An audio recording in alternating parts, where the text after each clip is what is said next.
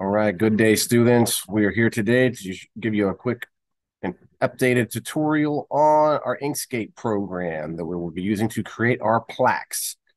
The video that I had done before, we used the older version of Inkscape. Now we've got a newer version of Inkscape, and we're going to update you with that today. So the way we're going to find our Inkscape program in these Windows computers, first off, you can simply just go down to the Windows button at the bottom, the Start menu, and then you can scroll down and try to find your Start menu that way.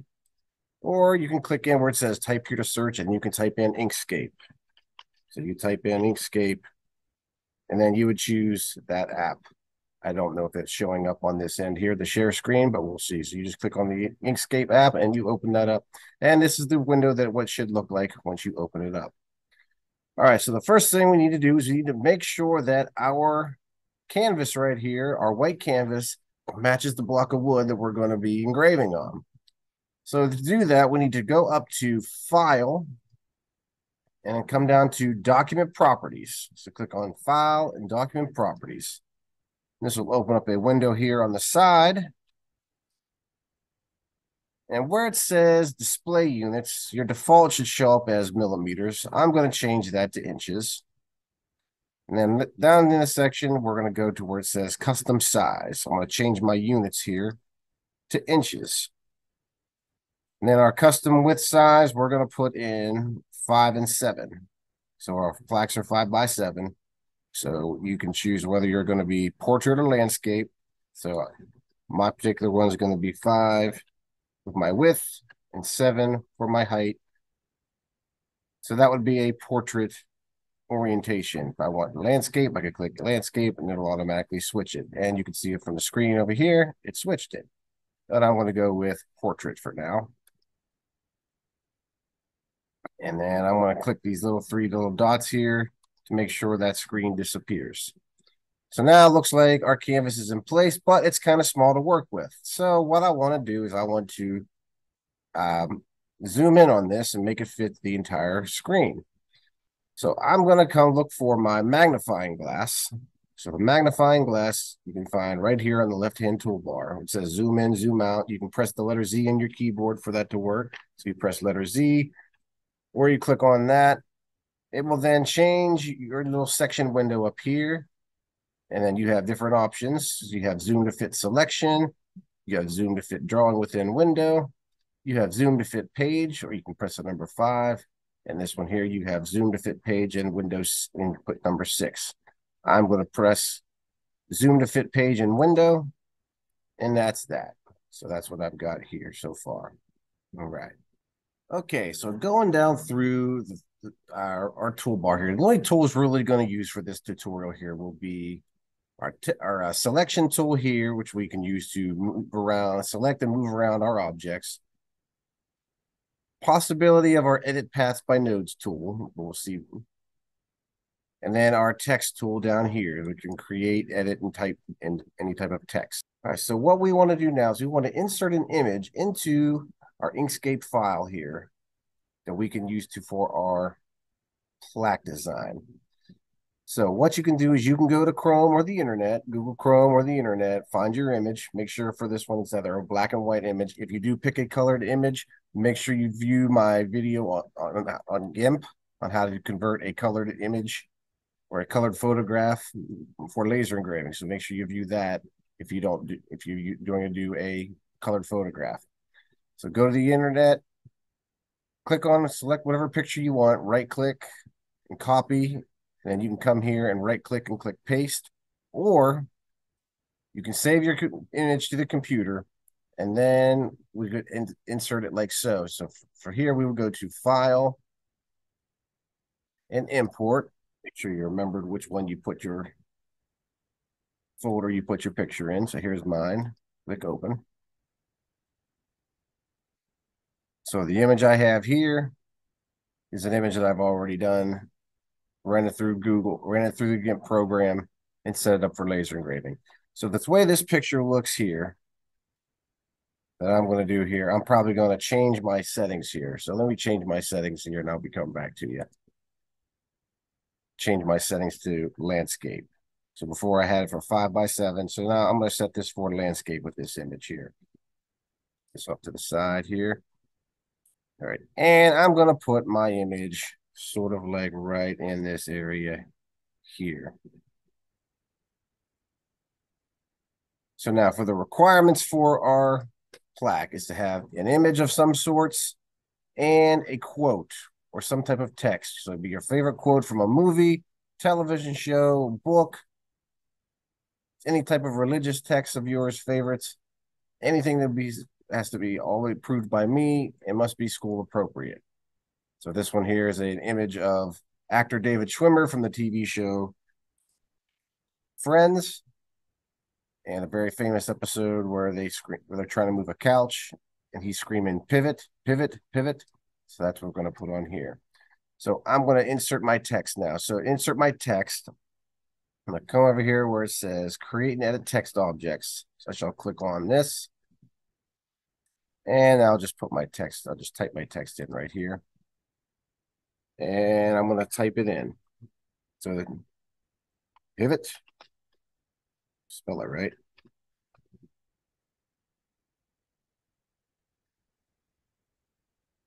Now he repeats it two or three times. So I'm going to put this like so. So I'm going to, now that I have my adjustment handle, use my adjustment handle. Has all of these different little adjustment handles to them. So I can take my mouse, put my mouse on them, hold in my control key, and then I can then adjust the size. Holding the control key, it will keep the original proportion of the text or the object. If I want to rotate this image while I have it selected, so you select it once, I select it again, you see the adjustment handle there, it kind of changed. So now I can rotate it if I want to. Rotate my text, I can rotate my image however I want. So this one here, pivot, pivot. I can change the fonts if I want to. So I double click on the font and then I highlight it. I can then change my font with choosing one of these selections here. So I'll go with Algerian. That's a cool font.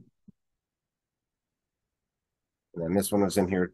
So I'm going to have to put this in here twice. So instead of just typing it in, I'll just do Control C and then Control V to copy. So maybe this one here, I'll make it a little bit bigger. Because as he was screaming it in the show, he was getting louder and louder. Pivot, pivot, pivot.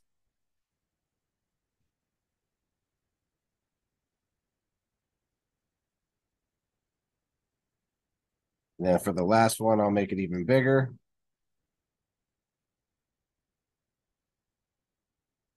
Like so.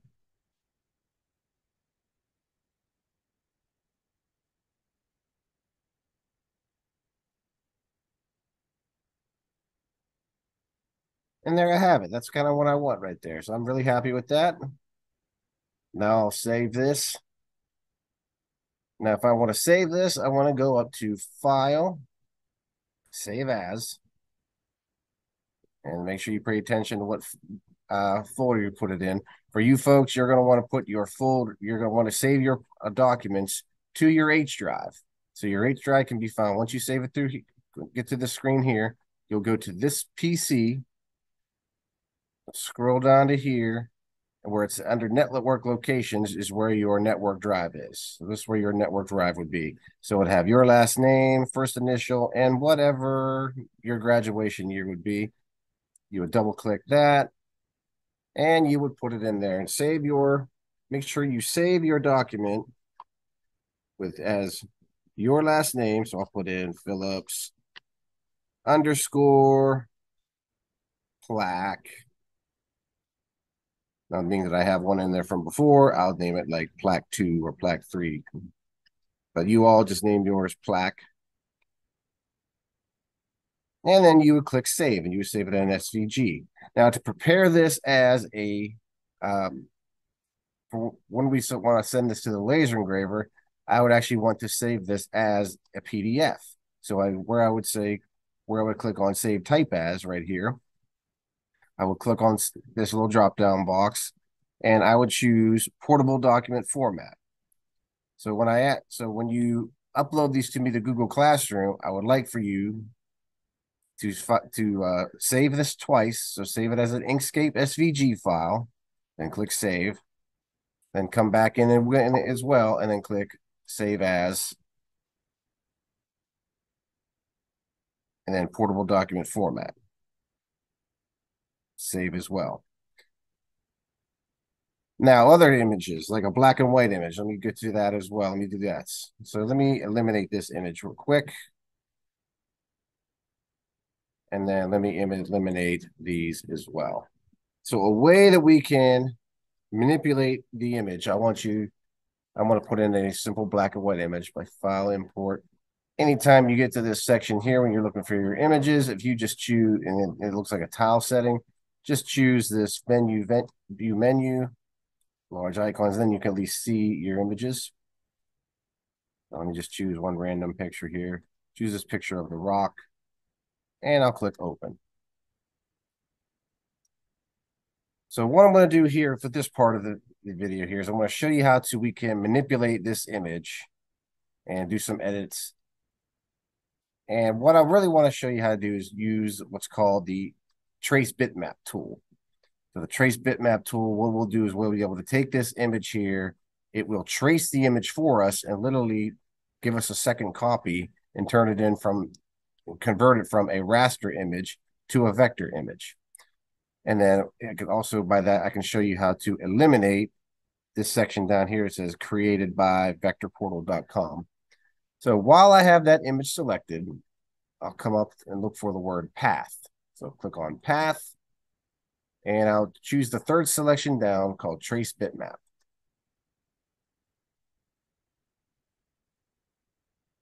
So in this window here, I want to choose multiple scans.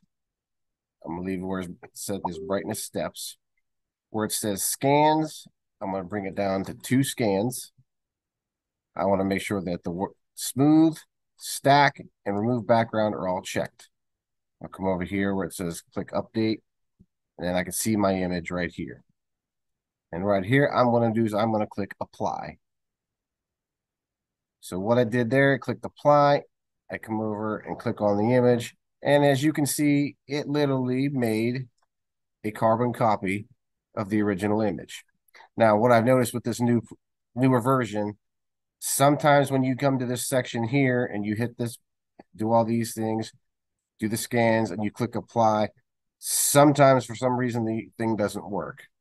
I've not figured out why it has done that, but what I normally have to do is actually save what I'm doing, exit out the program, and then open up the program once again, and then open up the file again, and then try it all over again.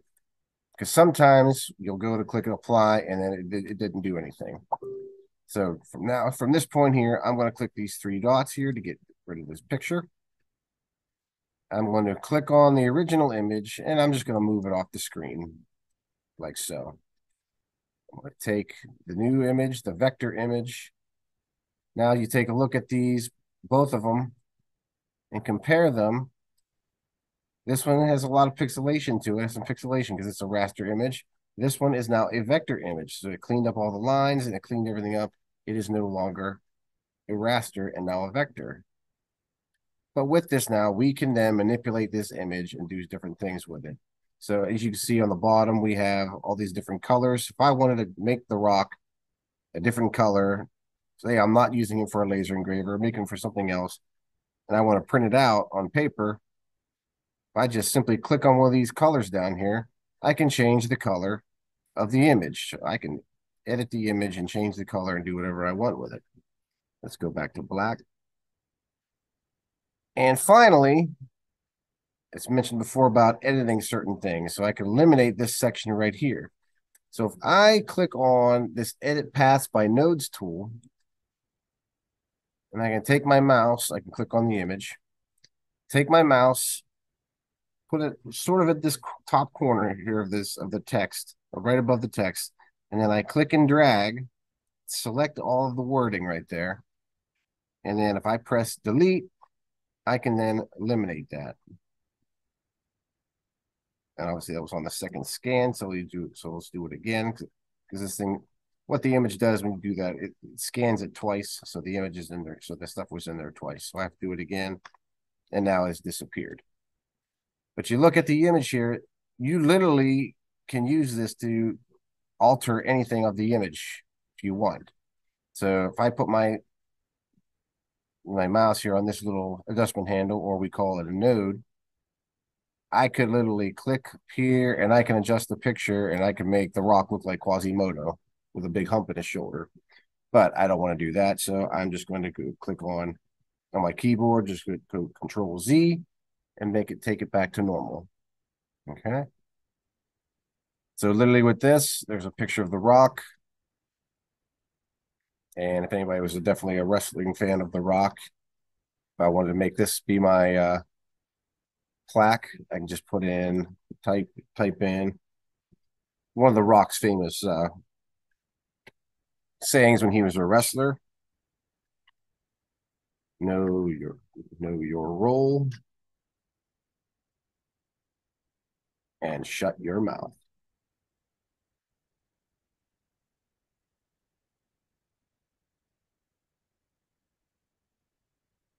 Now, obviously, with this, I pressed enter. What you can do, if you can reevaluate the different lines. So you can simply do 2 lines per text.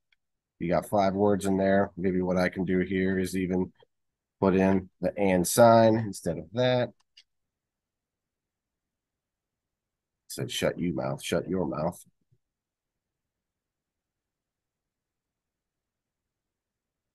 So that can work as a possible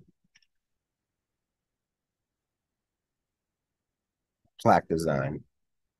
Now my words here, they're all aligned to the left. If I want to make them centered looking, if I want to make them aligned to the right, I can do all these different choices here with this little button here. So I can do that. Let's change the wording again. Let's go with a different text here. Go with elephant text. And then I can put this in place like so.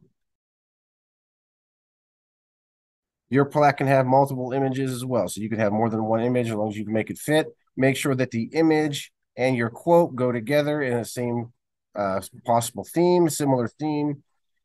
So if you're going to do like a Halloween quote from something from like a Halloween theme, obviously you don't want a picture of Santa Claus in there unless it's from the movie The Nightmare Before Christmas, which is both a Halloween and Christmas movie, but you understand. So make sure the image and the quote sort of go together and relate for the theme of the project itself. Okay. Now, when we actually want to send our image to the laser engravers, what we're going to do, I will do this for you, but if any chance later on when you're trying to put something on one of your projects, you'll save it as a PDF. So we already showed you how to save it as a PDF. And then we will open the program. We'll open up Adobe Reader. So we will print from Adobe Reader. So if you find Adobe Reader, obviously you'll be able to do this on my laptop. It's on my desk. You'll be able to do this from the desktop in the front of the room. And I also have a second laptop behind my desk that I also use for laser engraving. But we will open up our program, Adobe Reader, Adobe Acrobat Reader. You would simply go to File, Open. You would go to your H drive where you supposedly saved your images. Remember, you're saving it as a PDF, and it would be in there. Once you would click on it, you would click Open, and then it would work like so. Now, at this point here, you're ready to send it to the laser. So you would then click on this printer button, and depending on which machine we use, either the Epilogue Mini Engraver or the Epilogue Engraver, on the desktop and on my other laptop, the printers will show up as Epilogue Helix and Epilogue Mini. On my particular computer here on my desk, it shows up as Epilogue Engraver and Epilogue Mini Engraver. So you have to select the printer, and then we would choose this property button window. And I like to move this down here a little bit. So what this will do then is open up the control panel for the machine. So the job types I want to look at first versus job type. I want to choose raster because a raster is a laser engraving job. It's an engraving job. A vector, which we'll do later on with the lanterns, is a cut job, and a combine is engraving and cutting at the same time. We will then look at our raster settings. We always want to set our power, especially when we're using material such as wood. We're going to set our power to 100. And if I'm putting this block in the epilogue helix, I usually like to set my speed around 60%. If I'm viewing mine in the epilogue mini, I like to bring it down a little bit to 35%. And finally, before you finish off, where it says piece size, we got to make sure that our piece size matches. So my horizontal was 7 inches, my vertical was 5 inches. I would then click OK from here. I can also determine which direction I want the engraving to go. I can have it go top to bottom or bottom to top, which doesn't really matter. We'll leave it as top to bottom. And then I'll click OK. And then from here, you would click print. And that's it. That's how this would work. So thanks for joining me. See you later.